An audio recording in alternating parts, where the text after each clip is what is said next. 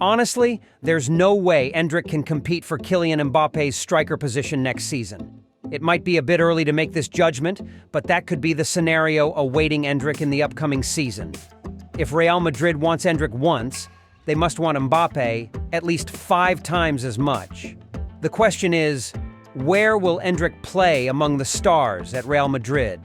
For someone so young and not yet clearly defined in his playing position like Endrick, is a loan the best solution? Many sources in Brazil rate Endrick higher than both Vinicius Jr. and Rodrigo Goes when they first joined Real Madrid. When Vinicius and Rodrigo joined Bernabeu as teenagers, they had less top-level experience compared to Endrick. Before coming to Bernabeu, Endrick was expected to play around 100 matches for his club and national team, and had already become a regular choice for the Brazil national team. Endrick has a clear plan. He knows he will have to compete with Kylian Mbappe, but he doesn't seem too afraid. At the same age, he wasn't far behind Mbappe in terms of potential. Endrick wants to stay at Real to secure a starting spot rather than being loaned out, even though there is no clause in his contract requiring the club to consider him a first-team member from the start. Remember, Vinicius started in the club's B team, but this option is not applied to Endrick. Madrid sees him as a player already familiar with top-level football. However, while Endrick is not currently considering moving to another club on loan, his plan with his representative is to reassess the situation after the first 6 months in Spain, coinciding with the January transfer window. That will be the time to consider a loan if necessary. But to seriously consider this scenario, Endrick would have to be almost entirely excluded from the first-team plans, which is a scenario no one expects. Endrick doesn't seem to be the type of striker people expect. At Palmeiras, Endrick often played behind the main striker José Manuel Lopez. Or if Palmeiras played with a 4-2-2 formation, he would be the second striker alongside Lopez rather than playing alone. If you look at the reality on the field, few people would doubt Endrick's height. Clearly, he looks very short, but in reality, Endrick is 1.71 meters tall and still growing in the next few years. Thanks to his long strides and good speed, combined with his distinctive playing style, Endrick reminds people of Pelé. Let's talk about Pelé. One of the most highly regarded aspects of Pelé was his physical foundation. At the age of 16, Pelé made his opponents pale with his superior physical strength.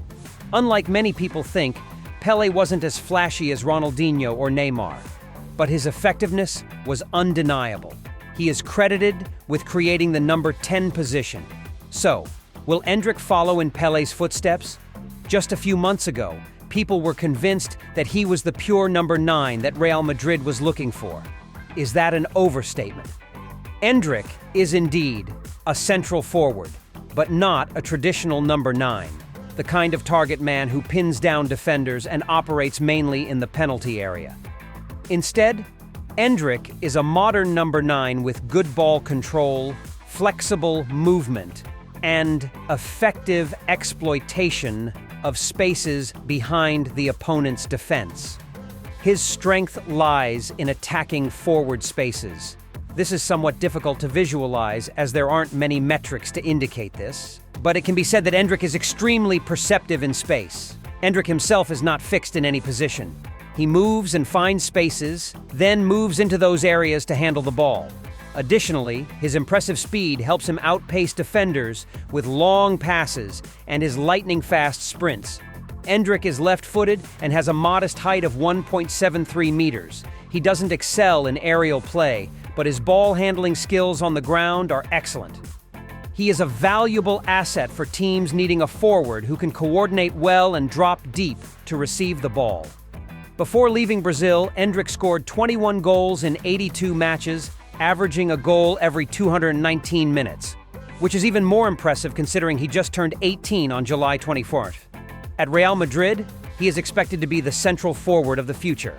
In the short term, he might start from the bench as the attacking positions are expected to be filled by Mbappe and Vini, with support from Rodrigo or Jude Bellingham.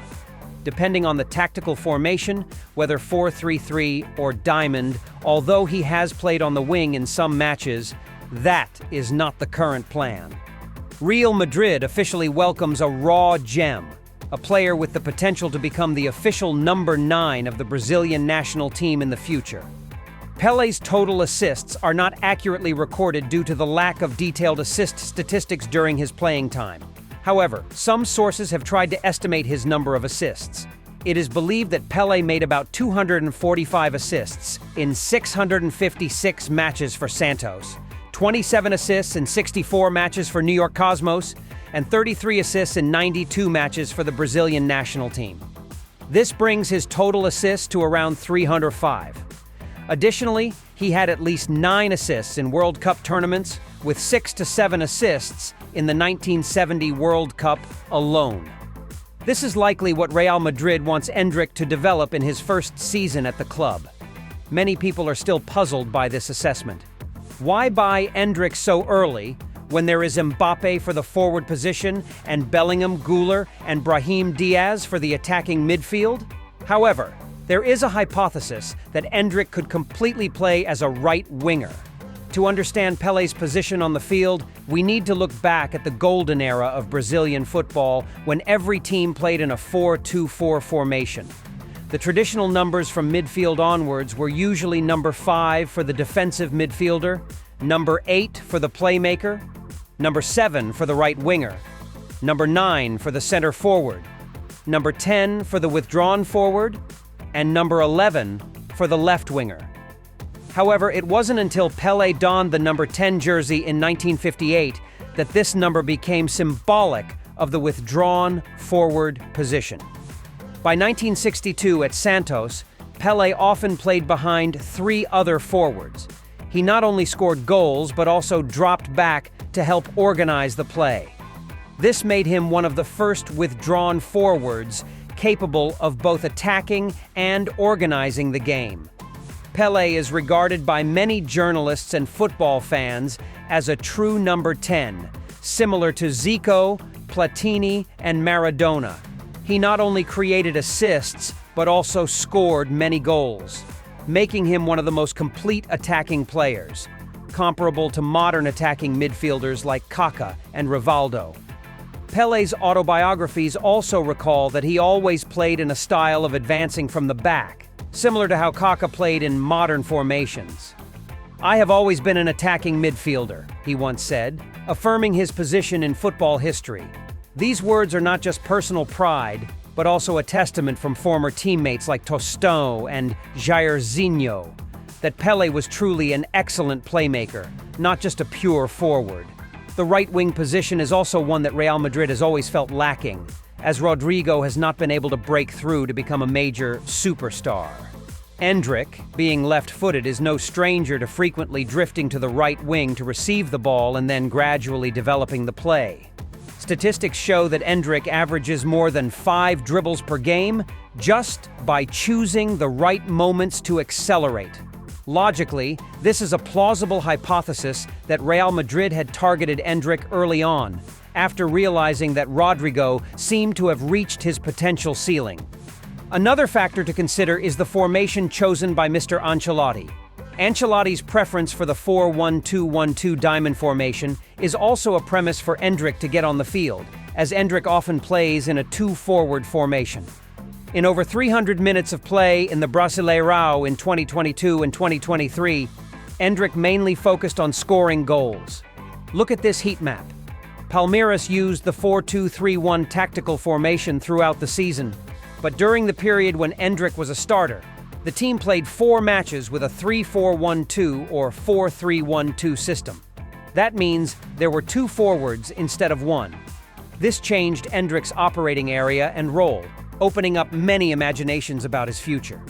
Despite being a great striker with undeniable killer instincts, Endrick's potential and stature in the future could far exceed that. In Endrick's previous season, he participated more in creating opportunities and attacking rather than just focusing on finishing. This change is clearly reflected in his heat map. Endrick is particularly excellent at forming an attacking pair that is not limited to the wing, but is free to move to receive the ball in many positions and create quality passes. A more versatile Endrick is emerging. From a striker specializing in scoring in the penalty area, Endrick is becoming a player who creates many dangers from afar through individual dribbles or quality combinations. Statistics show that Endrick has participated in nearly 15% of the team's opportunities. The match map shows that 39% of his dribbles originate from the right wing of the midfield and the right side of the forward. This is an evolution that fits his physical development, opening up new horizons for Endrick's great potential. Endrick, there's no need to rush. You have a long future ahead of you. Your main task this season is probably to find your best position for the future rather than trying to secure a starting spot. Another important thing is that Endrick must have a strong mentality to stay away from all the drama comparing him to Lamine Yamal. If he can do these two things, there will probably be no need to worry about Endrick anymore.